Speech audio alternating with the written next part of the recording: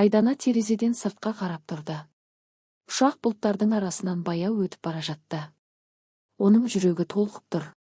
Өйткені ол алғаш рет Қазақстаннан алысқа, Түркияға жұмыс істеуге бара жатқан еді. Қызым, өзіңді күт. Бөтен ел ғой деген анасының сөзі әлі құлағында. Уайымдамаңыз, анашым. Бәрі жақсы болады деп күлімсіреген болатын ол. Бірақ дәл қазір оның ішінде қорқыныш пен үміт аралас сезімдер жүреді. Стамбул әуежайына қонғанда айналасындағы адамдардың көптігінен басы айналып кетті. Әр түрлі тілдерде сөйлеп жатқан адамдар, асығыс жүгіріп жүрген жолаушылар. Мен шынымен осында келдім бе? Деп сыбырлады ол. Қонақ үйге жеткен соң бірнеше күн жұмысқа орналасу рәсімдерімен өтті. Айдана үлкен мейрамханаға әкімші болып орналасты. Бір күні кешкі ауысымда ол клиенттерді қарсы алып тұрған. Сол кезде есіктен ұзын бойлы, қара шашты жігіт кірді. «Добрый вечер», деді ол қазақша акцентті байқап. Айдана таңырқап қалды. «Сіз қазақша білесіз бе?» «Аздап білемін. Менің атам Қазақстанда туған». «Қызық екен». Жігіт күліп жіберді. «Менің атым Әмір». Айдана. Осылайша олардың алғашқы таныстығы басталды. Келесі апталарда Әмір жиі келетін болды. Кейде жай ғана кофе ішіп отыратын. «Сен бұл қалаға үйрендің бе?» деп сұрады бір күні. «Әлі толық емес. Онда демалыста қаланы көрсетемін». Айдана алғашында келіскісі келмеді. Бірақ бөтен елде сенетін адам табу қиын еді. Сөйтіп олар бірге Стамбулдың әдемі жерлерін аралады. Кешкісін Босфор жағасында отырған кезде Әмір оған қарап: «Мен сені алғаш көргеннен бері ұмыта алмай жүрмін», деді. Айдананың жүрегі дүрсілдеп кетті. «Біз бір-бірімізді аз ғана уақыттан бері білеміз ғой. Кейде адамдарды тануға жылдар емес, бірнеше минут жеткілікті». Айдана жауап бере алмады. Өйткені оның өзі де Әмірге бауыр басып қалған еді. Бірақ дәл сол сәтте олардың жанынан қара көлік баяу өтіп кетті. Көліктің ішіндегі адам Әмірге ұзақ қарап отырды. Әмірдің жүзі бірден өзгеріп кетті. «Не болды?» деп сұрады Айдана. «Ештеңе емес». Бірақ оның дауысы алаңдаулы шықты. Айдана алғаш рет Әмірдің бір құпиясы бар екенін сезді. Сол түні оған бейтаныс нөмірден хабарлама келді. «Әмірден аулақ жүр. Әйтпесе кеш болады». Айдананың денесі мұздап кетті. Бұл хабарламаны кім жіберді? Неге олар Әмірден қорқытады? Ал Әмір шынымен кім? Құрметті көрермендер, пікірге өз болжамдарыңызды жазыңыздар. Қай қаладан, қай елден тыңдап отырғандарыңызды да жаза кетіңіздер. Каналға жазылып лайк басуды ұмытпаңыздар. Келесі бөлімде оқиға одан әрі шиеленісіп, Айдана Әмірдің өткен өміріне қатысты қорқынышты құпияны біле бастайды. Түн ортасы ауған. Айдана төсегінде отырып телефондағы хабарламаға қайта-қайта қарап шықты. «Әмірден аулақ жүр. Әйтпесе кеш болады». Оның жүрегі мазасызданып кетті. Бұл кім болды екен? Неге бұлай жазды? деп ойлады ол. Сол түні ұйықтай алмады. Таңертең анасынан бейне қоңырау келді. «Қызым, жүзің солыңқы ғой. Бір нәрсе болды ма?» деді анасы алаңдап. «Жоқ, анашым. Жай ғана шаршадым. Мен анамын ғой, сеземін. Бір нәрсе мазалап жүр». Айдана үндемей қалды. «Қызым, бөтен елде жүрсің. Әр адамға бірден сенуге болмайды». «Білемін, анашым. Әсіресе жігіттерге сақ бол». Айдана анасының сөзінен кейін тіпті ойланып қалды. Сол күні жұмыстан кейін ол өзінің жаңа құрбыларымен кезді. Олардың бірі Әсел, екіншісі Мадина болатын. Екеуі де Қазақстаннан бірнеше жыл бұрын көшіп келген. Кафеде отырған кезде Әсел сұрады: «Айдана, соңғы кезде бір түрлі болып жүрсің. Не болды?» «Бір жігітпен таныстым». Мәселе сонда екен ғой», деп күліп жіберді Мадина. «Оның аты Әмір». Құрбылары бір-біріне қарап қалды. «Әмір дейсің бе?» деді Әселдің жүзі өзгеріп. «Иә». «Қай Әмір?» Айдана суретін көрсетті. Сол сәтте құрбыларының жүзінен күлкі жоғалып кетті. «Сен онымен қайдан таныстың?» «Жұмыста». «Айдана, абай бол». «Неге?» Біз ол туралы бір нәрселер естігенбіз. Айдананың жүрегі дүрсілдей бастады. Не естідіңдер? Нақты білмейміз. Бірақ бірнеше жыл бұрын үлкен оқиға болған. Қандай оқиға? Бір қыз жоғалып кеткен. Сонда адамдар Әмірдің атын атаған. Айдана орнынан тік көтеріліп кетті. Бұл мүмкін емес. Біз де нақты білмейміз. Бірақ мұндай әңгімелер болған. Кешке қарай Айдана Әмірмен кездесуге барды. Ол барлық шындықты білгісі келді. Босфор жағалауында екеуі үнсіз отырды. Соңында Айдана шыдай алмай: «Әмір, сенен бір нәрсе сұраймын». «Сұра. Сенің өткен өміріңде не болды?» Әмірдің жүзі бозарып кетті. «Саған кім айтты?» Демек рас болғаны ма? Бірнеше секунд үнсіздік орнады. Айдана кейде адамдар шындықты білмей жатып үкім шығара. Сонда не болды? Әмір ауыр күрсінді. 5 жыл бұрын менің қарындасым жоғалып кетті. Не?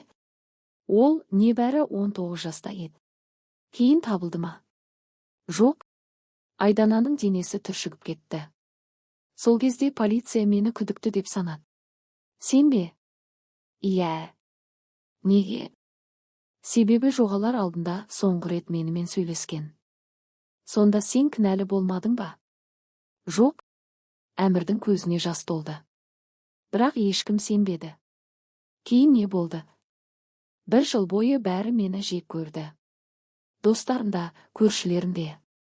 Ал полиция дәлел таба алмады.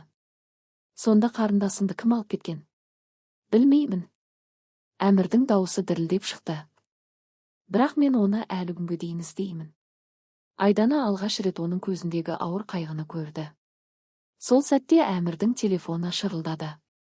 Ол экранға қарады да өңі қашып кетті. Не болды? Жоқ. Әмір, біз кетуіміз керек. Неге? Қазір. Олар көлікке отырған кезде арттарынан қара джип қозғалды. Анау бізді аңдып жүрме? Деді Айдана қорқып. Әмір айнаға қайта-қайта қарап келеді. Мен солай ойлаймын. Кім олар? Білмеймін. Бірақ оның түрінен бәрін білетіндей көрінді. Сол түн Айдана пәтеріне келгенде есігінің астынан конверт тауып алды. Қолдары дірілдеп ашты. Ішінде ескі сурет жатыр екен. Суретте Әмір мен белгісіз жас қыз күлімдеп тұр. Артында бір ғана сөйлем жазылған. Келесі жоғалатын адам сен болуың мүмкін. Айдананың қолынан сурет түсіп кетті. Құрметті көрермендер, Әмір шынымен кінәсіз бе, әлде бір құпияны жасырып жүрме? Пікірге өз ойларыңызды жазыңыздар. Суретті қолынан түсіріп алған Айдана түні бойы көз іле алмады. Келесі жоғалатын адам сен болуың мүмкін. Бұл сөздер санасынан кетпеді. Таңертең ол бәрін Әмірге көрсетуге шешім қабылдады. Кездескен бойда конверт пен суретті алдына қойды. Әмір суретті көрген сәтте қатып қалды. Бұл мүмкін емес. Не болды? Мен бұл суретті бұрын көргенмін. Мына қыз кім? Әмір ауыр дем алды. Оның аты Лейла. Сенің қарындасың ба? Жоқ. Онда кім? Менің бұрынғы сүйіктім. Айдана үнсіз қалды. Біз 3 жыл бірге болдық. Кейін не болды? Ол мені ешкіммен бөліскісі келмейтін. Сонда қызғанышы шектен шықты. Әмір алысты көздеп біраз отырды. Мен достарыммен сөйлессем де ұрыс шығаратын. Соншама. Бір күні ол менің телефонымды сындырып тастады. Не үшін? Бір әріптес қыз хабарласқан екен. Айдана таңырқап қалды. Кейін айырылыстыңдар ма? Иә, бірақ ол қабылдай алмады. Не істеді? Артымнан аңдыды. Не? Үйіме келетін. Қорқынышты екен. Тіпті жұмыс орныма дейін келіп жанжал шығаратын. Сонда осы хабарламаларды сол жіберіп жүр деп ойлайсың ба? Әмір басын изеді. Басқа ешкімнің мұндай әрекетке баратынына сенбеймін. Айдананың көңілі біршама орнына түсті. Бірақ ішіндегі күдік толық кеткен жоқ. Күндер өте берді. Осы уақыт ішінде Айдана мен Әмір бұрынғыдан да жақындай түсті. Бірге қала аралайды. Бірге кешкі ас ішеді. Бірге болашақ туралы армандайды. Бір кеште Босфор жағасында отырған кезде Әмір оның қолынан ұстады. Айдана? Иә. Мен бұрын ешкімге бұлай ғашық болған емеспін. Айдананың жүрегі дүрсілдеп кетті. Әмір, сен келгеннен бері өмірім өзгерді. Мен де, сен кеткен соң не істейтінімді білмеймін. Айдана көзін төмен түсірді. Өйткені оның келісім шарты аяқталуға жақын еді. Тағы 2 аптадан кейін Қазақстанға қайтуы керек болатын. Бұл туралы ойлаудың өзі ауыр еді. Сол түні анасынан тағы қоңырау келді. Қызым, билетіңді алдың ба? Әлі жоқ. Уақытың келді ғой. Білемін. Сені бәріміз күтіп отырмыз. Айдана үнсіз қалды. Қызым? Иә, анашым. Даусың біртүрлі. Ештеңе емес. Бірақ анасы бәрін сезіп отырды. Біреуді жақсы көріп қалдың ба? Айдананың көзіне жас келді. Иә. Шетелдік пе? Иә. Телефонның ар жағында ұзақ үнсіздік орнады. Қызым, жүрекке әмір жүрмейді. Мен не істерімді білмеймін. Таңдауды өзің жасайсың. Қорқамын. Махаббат әрқашан батылдық сұрайды. 2 ай көзді ашып жұмғанша өте шықты. Ақыры қайтатын күнде келді. Әуежайға дейін Әмір шығарып салды. Екеуі де үндемей келеді. Соңында Әмір тоқтады. Қолында кішкентай қорап бар екен. Бұл не? Ашып көр. Ішінде күміс сақина жатыр. Айдананың көзіне жас толды. Әмір, мен сенсіз өмірімді елестете алмаймын. Сондықтан саған таңдау беремін. Айдана оның көзіне қарады. Қандай таңдау? Егер қалғың келсе, біз бірге боламыз. Ал егер кетсем? Әмірдің даусы бәсең шықты. Онда сені мәңгі күтемін. Айдана жылап жіберді. Сол сәтте ұшаққа тіркелу басталғаны туралы хабарландыру естілді. Бір жақта туған елі, бір жақта сүйген адамы. Өміріндегі ең қиын таңдау дәл қазір оның алдында тұр еді. Түнгі сағат 12. Есіктің алдында жатқан ақ раушан гүлдерімен хаттан кейін Айдана түні бойы ұйықтай алмады. Терезеден сыртқа қайта-қайта қарап қояды. Көшеде ешкім жоқ сияқты. Бірақ біреудің бақылап тұрғанын сезеді. Таңертең Әмір полицияға хабарласуға шешім қабылдады. Бұлай жалғаса беруге болмайды. Мүмкін шынымен Лейла емес шығар. Жоқ, Айдана бұл оның әрекетіне қатты ұқсайды. Сол күні кешке олар үйге қайтып келе жатқан. Көп қабатты үйдің алдында отырған егде әйел оларды тоқтатты. Балам? Иә. Мына қыз күнде осында жүреді. Қай қыз? Қара шашты. Не істейді? Үйлеріне қарап отырады. Айдананың жүрегі су ете қалды. Қашаннан бері? 1 ай болды. 1 ай. Демек олардың үйлену тойынан бері.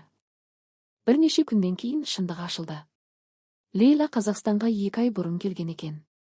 Ол Әмірдің әлеуметтік желілерін бақылап отырып, олардың қай қалада тұратынын анықтаған. Пәтер жалдап алған. Сосын күн сайын аңди бастаған. Бір күні полиция қызметкерлері оның уақытша тұрған үйіне барды. Ішке кіргенде бәрі шошып кетті. Қабырғаларда Әмірдің ондаған суреті ілулі тұр екен. Ескі фотолар, жасырын түсірілген суреттер. Тіпті Қазақстанда жүрген кездегі суреттер де болған. Үстелдің үстінде бірнеше дәптер жатыр. Олардың бәрінде бір ғана адамның аты жазылған. Әмір. Полиция дереу оны бөлімшеге алып кетті. Бірнеше күннен кейін Әмір мен Айдананы тергеуші шақырды. Лейла алғашында үндемеді. Тек Әмірге қарап отырды. Соңында сөйледі. Мен сені жақсы көрдім. Жоқ, Лейла. Иә. Бұл махаббат емес. Сен мені тастап кеттің. Біз айырылыстық. Бірақ мен келіскен жоқпын. Адамдар бұлай өмір сүрмейді. Лейла жылап жіберді. Мен сенсіз өмір сүре алмадым. Сондықтан менің әйелімді қорқыттың ба? Мен оны жек көрдім. Айдана үндемей отырды. Неге? Өйткені оның орнында мен болуым керек еді. Сол сәтте Айдана алғаш рет Лейланы аяп кетті. Өйткені оның көзінен ашу емес, жылдар бойы жиналған жалғыздық көрінді. Кейін белгілі болғандай, Лейла ұзақ уақыт психологиялық көмек алмаған екен. Отбасымен де қарым-қатынасы нашар болған. Бар өмірін бір адамға байлап қойған. Ал сол адам кеткенде өмірінің мәні жоғалған. Полиция ескерту жасап, оған жақындауға тыйым салатын шешім шығарды. Көп ұзамай Лейла Түркияға қайтарылды. Сол күннен кейін олар оны қайта көрмеді. Бір жылдан кейін Айдана мен Әмір жаңа үйге көшті. Өмірлері тыныштала бастады. Бір күні кешке аулада отырып шай ішіп отырды. Күн баяу батып бара жатыр. Есіңде ме, алғаш рет қай жерде кездескеніміз? Мейрамханада. Иә. Сол күні мен сені қайта көремін деп ойламадым. Әмір күліп жіберді. Ал мен болсам бірінші күні ақ ғашық болдым. Өтірік. Рас. Сен өтірікшісің. Жоқ. Екеуі күліп жіберді. Бірнеше минут үнсіз отырды. Сосын Әмір оның қолынан ұстады. Егер уақытты артқа қайтара алсам. Иә. Бәрібір сені таңдар едім. Айдананың көзіне жас келді. Мен де, тіпті барлық қиындықтарға қарамастан. Өйткені махаббат қорқыныштан күшті болды. Иә. Сол сәтте аулада балалардың күлкісі естілді. Айдана қолын ішіне қойып жымиды. Өйткені көп ұзамай олардың отбасы тағы бір адамға көбейетін еді. Әмір қуанышпен оны құшақтап алды. Біздің кішкентайымыз бізді күтіп жүр. Иә. Бақыттымын. Мен де. Кейде тағдыр адамдарды мыңдаған шақырым алыстан кездіреді.